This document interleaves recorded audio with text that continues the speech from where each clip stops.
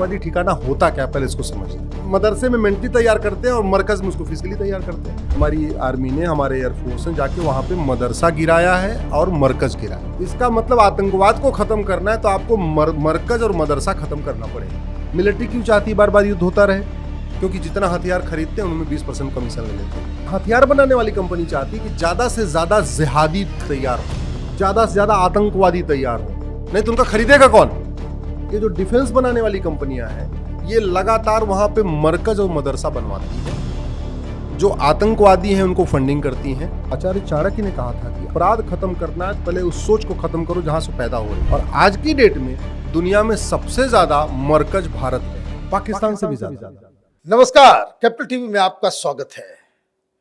पहलगाम में हमने देखा किस तरीके से हिंदुओं को चिन्हित कर पॉइंट ब्लैंक रेंज से हत्याएं की गई, सिंदूर उजाड़ा गया और हिंदुस्तान ने इसके बदले 9 ठिकानों को तबाह किया। क्या ये सिर्फ बदला है? क्या यह सिर्फ पाकिस्तान के ऊपर किया गया ये हमला ये सफिशिएंट है? क्या इससे आगे फिर वो घटना दोहराए ना ये सुनिश्चित हो रहा है? कहां हम पनिश कर रहे हैं, किसे हम पनिश कर रहे हैं, क्या हमने टारगेट किया है और क्या इसका इलाज होना चाहिए? ये जानने समझने के लिए हमारे साथ अश्विनी उपाध्याय जी हैं। आपका बहुत बहुत स्वागत है। यह हमने 9 ठिकानों को जो मारा, पहली चीज, इज इट सफिशिएंट? दूसरी चीज, हमने क्या टारगेट किया? देखिए, जो 9 ठिकानों पे हमने जाके मारा है, जिसको हम आतंकवादी ठिकाने कहते हैं, तो आतंकवादी ठिकाना होता क्या, पहले इसको समझिए। आतंकवाद जो हमने वहां पे जाके तहस नहस किया है, जो स्ट्रक्चर गिरा हुआ है, जो वीडियो में दिख रहे थे ना फुटेज, धराशायी हो गया, वो था क्या? वो था मरकज और मदरसा। मरकज में मेंटली उसको मतलब तैयार करते हैं। हाँ। और बाद में मदरसे में मेंटली तैयार करते हैं और मरकज में उसको फिजिकली तैयार करते हैं। तो अल्टीमेटली हमारी सेना ने, हमारी आर्मी ने, हमारे एयरफोर्स ने जाके वहां पे मदरसा गिराया है और मरकज गिराया है। तो इसका मतलब आतंकवाद को खत्म करना है तो आपको मरकज और मदरसा खत्म करना पड़ेगा। मरकज और मदरसा ही आतंकवाद का केंद्र है। पाकिस्तान जो भारत का ही हिस्सा था, जहां से माता गांधारी आई थी, आज की डेट में बदहाल है, फटे हाल है। उसके 5 कारण है: मुल्ला मौलवी, मरकज, मदरसा और मिलिट्री क्यों चाहती है बार बार युद्ध होता रहे? क्योंकि जितना हथियार खरीदते हैं उनमें 20% कमीशन ले लेते हैं। ज्यादा बहुत चोर लोग हैं। मैं 20% कम से कम बता रहा हूं, कम से कम। ये पाकिस्तानी आर्मी बहुत चोर आर्मी है। पाकिस्तान के बोले पूरी दुनिया में सबसे ज्यादा अमीर अगर कोई सेना है, सेना के लोग हैं तो वो पाकिस्तान के लोग। वहां के ब्रिगेडियर, वहां के जनरल अरबपति हैं, करोड़पति नहीं अरबपति हैं। मैं पाकिस्तान के ही लोगों को मैं सुन रहा था कि वो अभी $16 मिलियन ये मुनीर जो है वो चोरी करके लेके चला गया अमेरिका, और वहां पे उसने जो है वो बहुत ही बड़ा एक बंगला खरीदा। पाकिस्तान के जितने भी मेजर रैंक के ऊपर के अधिकारी हैं, सबने लंदन में, ऑस्ट्रेलिया में, अमेरिका में, ऐसे अलग कनाडा में बड़े बड़े फार्म हाउस, बड़े बड़े बंगले, चार्टर्ड प्लेन, पता नहीं क्या क्या खरीद रखा है। ये पाकिस्तान को समझ में नहीं आ रहा है। ये जितने आर्मी वाले हैं, हाँ, ये इनके बच्चे जिहाद नहीं करेंगे ना, इनके बच्चे को जिहाद नहीं करना है। अब सवाल ये है मनीष जी कि इसका समाधान क्या? आतंकवाद का दवा बनाने वाली कंपनी चाहती है कि ज्यादा से ज्यादा लोग बीमार हो, तभी तो उसकी दवा बिकेगी, राइट? पटाखा बनाने वाली कंपनी क्या चाहती है? ज्यादा से ज्यादा लोग पटाखा खरीदें, तभी तो पटाखा बिकेगा। ऐसे हथियार बनाने वाली कंपनी चाहती है कि ज्यादा से ज्यादा जिहादी तैयार हो, ज्यादा से ज्यादा उन्मादी तैयार हो, ज्यादा से ज्यादा आतंकवादी तैयार हो, नहीं तो उनका खरीदेगा कौन? ज्यादा से ज्यादा सेल हो, ज्यादा सेल हो। राइट। पूरी दुनिया में 3 तरीके के एजुकेशन सिस्टम है। एक हमारा भारत का एजुकेशन सिस्टम, जिसको आप वैदिक एजुकेशन या गुरुकुल एजुकेशन सिस्टम कह सकते हैं। दूसरा वेस्ट वाला है, जिसको आप मिशनरी एजुकेशन या मॉन्टेसरी एजुकेशन सिस्टम कहते हैं। तीसरा एजुकेशन सिस्टम है मदरसा एजुकेशन सिस्टम। गुरुकुल का पढ़ा हुआ बच्चा तो चींटी भी नहीं मारता, वो तो चींटी को भी आटा खिला के आता है। वैदिक एजुकेशन यानी भारत की जो शिक्षा पद्धति है, उससे आपको आतंकवादी तैयार नहीं मिलेंगे। मॉन्टेसरी और मिशनरी एजुकेशन सिस्टम वाले भी हथियार नहीं चलाते। अब हथियार बनाने वाली कंपनियों को चाहते हैं कि उनका हथियार बिके, तो हथियार कौन खरीदेगा? तो वो खरीदेगा मदरसा वाला। इसलिए मदरसों की फंडिंग करते हैं ये हथियार बनाने वाली कंपनियां। हथियार बनाने में और दवा बनाने में एक और समानता है, 90% की मार्जिन है। जो दवा 1 रुपए में तैयार होती है वो 10 रुपए की बिकती है, जो दवा 100 रुपए की तैयार होती है 1000 रुपए की बिकती है। ऐसे जो बंदूक, जो बम, जो बारूद, जो मिसाइल 1 करोड़ में तैयार होती है वो 10 करोड़ की बिकती है, यानी 90% मार्जिन है। तो ये पूरे पाकिस्तान में, बांग्लादेश में, सीरिया में ये जो डिफेंस बनाने वाली कंपनियां हैं ये लगातार वहां पे मरकज और मदरसा बनवाती हैं। जो आतंकवादी हैं उनको फंडिंग करती हैं, जो इनके मुखिया हैं उनको हाफिज सईद उनको पूरी फंडिंग देती हैं, वो पूरी अयासी वाली जिंदगी जी रहे हैं। और वो करती हैं कि भैया तुम आराम से मतलब खेप तैयार करते रहो। जो नारा एक आया था ना, कितने अफजल मारोगे हर घर से अफजल निकलेगा, वो सही नारा है। आप जब तक एक आतंकवादी मारोगे तब तक 100 मरकज और मदरसे 100 आतंकवादी तैयार हो जाए, उससे कोई फर्क ही नहीं पड़ता। कोई फर्क नहीं पड़ता। आप 100 मार दो, 1000 मार दो, कोई फर्क नहीं पड़ता। इसलिए जो आचार्य चाणक्य ने कहा था कि आतंकवाद को, अपराध खत्म करना है तो पहले उस सोच को खत्म करो जहां से पैदा हो रही है। आतंकवाद पैदा होता है मरकज और मदरसा से। और आज की डेट में दुनिया में सबसे ज्यादा मरकज भारत में है, पाकिस्तान से भी ज्यादा। दुनिया में सबसे ज्यादा मदरसे भारत में खुल गए हैं पाकिस्तान से भी ज्यादा। इंडोनेशिया, मलेशिया से ज्यादा मदरसे भारत में खुल चुके हैं। मुगलों ने 1000 मदरसे खुलवाए थे 500 साल के शासन में, और ये संविधान लागू होने के बाद 3 लाख मदरसे खुल चुके हैं, जबकि भारत के संविधान में कहीं मदरसा शब्द ही नहीं है।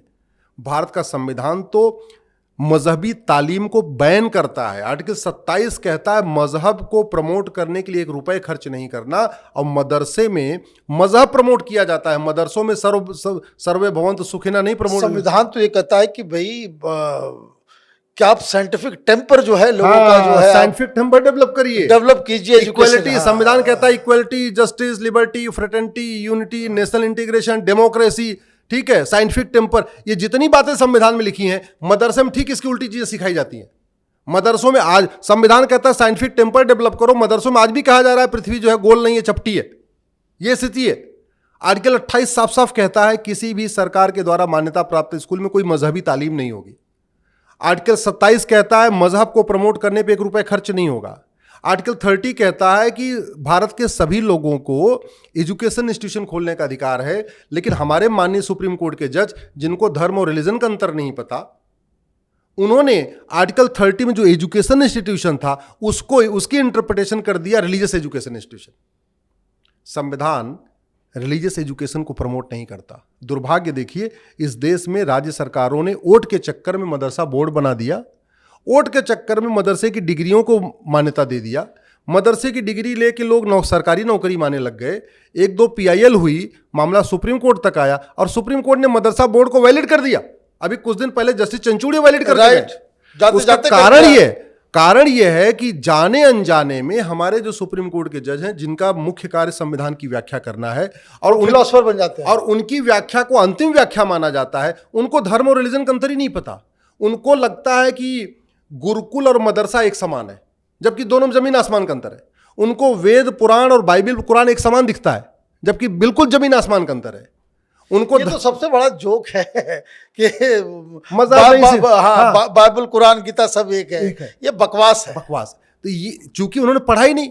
अगर हमारे जो जज बने सुप्रीम कोर्ट के, अगर इन्होंने पढ़ा होता तो ऐसी गलती नहीं करते। वो पढ़ा ही नहीं है, तो जो उनके सब माइंड में डाल दिया गया उसको माने जा रहे हैं। ये सबसे बड़ा। तो हमारा ये मानना है कि भारत को सुरक्षित बनाना है तो सबसे पहले भारत में मदरसे बैन करना चाहिए। अगर हमने मदरसे बैन नहीं किया तो आप पाकिस्तान में आतंकवादी पाकिस्तान के मदरसों को तोड़ के आप भारत में आतंकवाद नहीं खड़ा कर सकते। मैं इसका एग्जांपल आपको देता हूं। पाकिस्तान के बॉर्डर पे गुजरात भी है, पाकिस्तान के बॉर्डर पे राजस्थान भी है, पाकिस्तान के बॉर्डर पे कश्मीर भी है। आतंकवादी कश्मीर के रास्ते क्यों आते हैं, राजस्थान गुजरात के रास्ते क्यों नहीं आते? क्योंकि वहाँ उनको स्लीपर सेल मिलते हैं, उनको कश्मीर में सपोर्ट करने वाले मिलते हैं। और सपोर्ट करने वाले क्यों मिलते हैं? क्योंकि वो मदरसे वहाँ पर्याप्त हैं और मदरसे वो खुल गई है। भारत के बॉर्डर पे 300 तहसीलें हैं और सभी 300 तहसीलों में सबसे ज़्यादा जो मदरसों की डेंसिटी है ना, वो बॉर्डर की 300 तहसीलों में। सारे के सारे बॉर्डर पे मदरसे बन गए हैं। भारत में पहले भी मदरसों में हथियारों का जखीरा मिल चुका है, आतंकवादियों को पनाह दी गई है, घुसपैठियों को पनाह दी जाती है। ये कितनी चीजें समर्थन में आवाज निकलती उनके समर्थन में आवाज निकलती है बिना किसी डाउट के। ठीक है, तो मदरसों में सिखाया जाता है लोकतंत्र हराम है, भारत का संविधान कहता है लोकतंत्र मजबूत करो, और वहां लिखा जाता है हराम है। आप मदरसों की तो बात छोड़ दीजिए, लेकिन इनकी पैरवी करने के लिए तो हिंदू वकील ही पहुंच जाते हैं।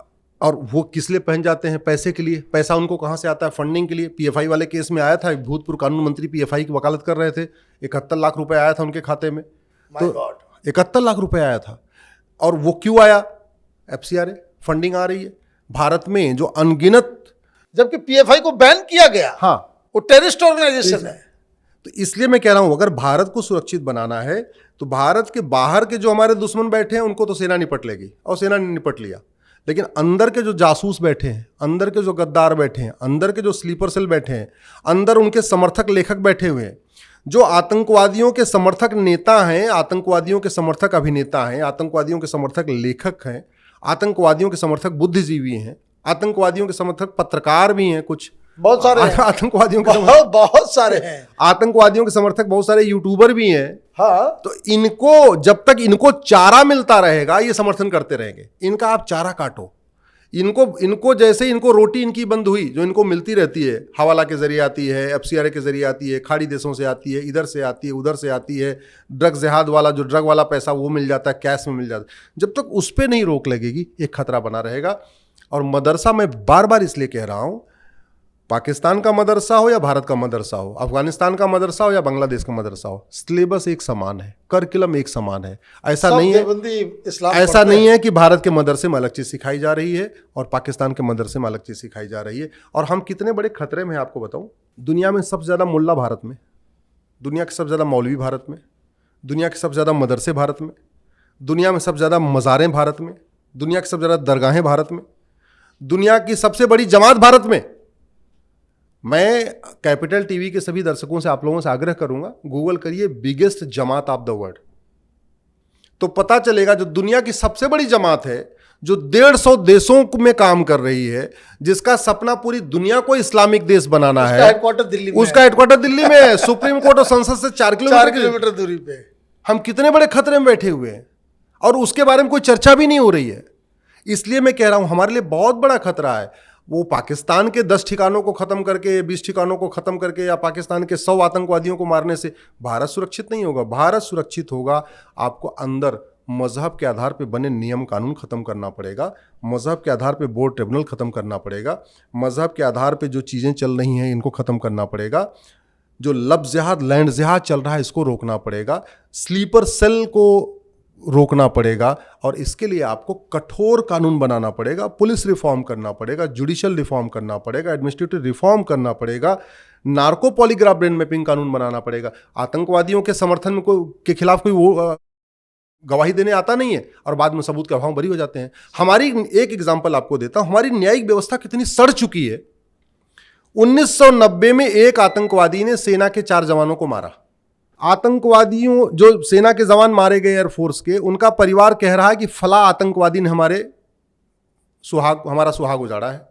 आतंकवादी टीवी पे एडमिट कर रहा है कि हाँ हमने उन 4 जवानों को मारा, और प्रधानमंत्री के घर में जो है और हाँ प्रधानमंत्री के घर में जा रहा है। और 35 साल बीत चुका है, 1990 और ये 2025, 35 साल बीत चुका है। अभी वो डिस्ट्रिक्ट कोर्ट में बिरयानी खा रहा है, डिस्ट्रिक्ट जेल में बैठ के। अभी उसका मामला डिस्ट्रिक्ट कोर्ट में है, यहां डिसाइड होगा, हाई कोर्ट जाएगा, हाई कोर्ट डिसाइड होगा, सुप्रीम कोर्ट आएगा, सुप्रीम कोर्ट से डिसाइड होगा, राष्ट्रपति की दया याचिका, तब तक तो खुद ही चला जाएगा। इतनी सड़ी हुई न्यायिक व्यवस्था में कहता हूं भारत को सुरक्षित बनाना है तो कानून का खौफ पैदा करना पड़ेगा, कानूनों को बदलना पड़ेगा। बिल्कुल सही। जब तक कानून नहीं बदलेंगे तब तक यहां पे स्लीपर सेल भी तैयार होंगे, तब तक यहां, और मदरसों को, मदरसा और मरकज, इसको आपको बैन करना पड़ेगा, नहीं तो भारत बर्बाद हो जाएगा। मैं गारंटी के साथ कहता हूं 15 से 20 साल के बाद भारत बर्बाद हो जाएगा। आपका बहुत बहुत धन्यवाद एक सच्चाई से रूबरू कराने के लिए कि किस तरीके से हमने पाकिस्तान में 9 ठिकानों को तो मार दिया, 90,000 हिंदुस्तान के अंदर बैठे हुए हैं जहां से इस तरह के विचारधारा का प्रचार और प्रसार हो रहा है। आपका बहुत बहुत धन्यवाद। अगर आपको वीडियो पसंद आया तो आप इसे लाइक करें, शेयर करें और कैपिटल टीवी को सब्सक्राइब करें। धन्यवाद।